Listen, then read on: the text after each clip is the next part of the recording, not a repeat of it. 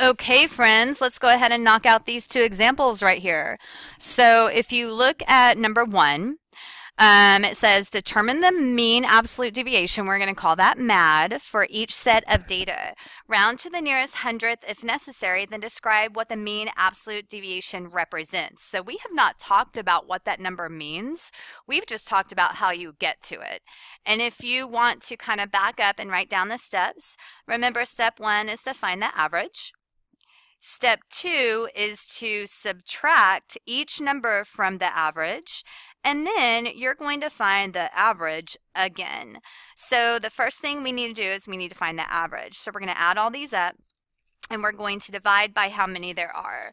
So let's just use our calculator for that. So that's going to be 64 plus 94 plus 88 plus another 88. You got to count it twice. Plus 91 plus 100. So we get a total of 525. And I'm going to divide by how many there are, and there are 6 there. So I'm going to divide by 6, and I get an answer of 87.5. So on average, what this means is each of these 6 kids, on average, the class earned that much. So the next thing we're going to do is we're going to take each one of these and subtract it from here. So on your calculator, let's do 87.5 minus the first one. So that's going to be our first number, 23.5.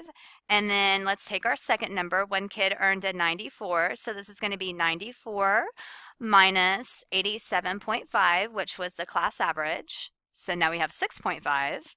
One kid made an 88, so 88 minus 87.5. He was just half a point below the average, or half a point above the average. Same with the other kid. Even though we have the same answer, we still have to find it for the other kid that made an 88 also. Let's go ahead and subtract the 91 from 87.5. And then one kid scored 100. So we're going to find the difference between the 100 and the class average of 87.5. All right, so let me back up and go to the beginning of my subtraction, which is right here. That's a 64, and that's the first grade I entered. So I'm going to write all of these numbers down. So 23.5, 6.5, 0.5, and remember, even though it's the same number, you have to write it twice, 3.5 and 12.5. Now I'm on to step 3. Now I got to add all these up and then divide by 6 to find the average of these numbers. So back to my calculator. Let me go back to the last line of entry. This is going to be 23.5 plus 6.5 plus 0.5 plus 0.5 plus 3.5 plus 12.5. And I went a little fast, so I'm going to make sure I have 6 numbers here. 1, 2, 3, 4, 5, 6. And I do. I'm going to hit enter. I'm going to divide by 6. And you have just found the standard, or the MAD deviation, mean average deviation. So the average here is going to be 7.83, and that 3 repeats, but the instructions told me to round to the nearest hundredth. So that's the mean deviation. And what does that mean?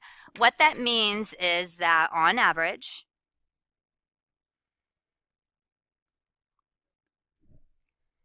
each student scored within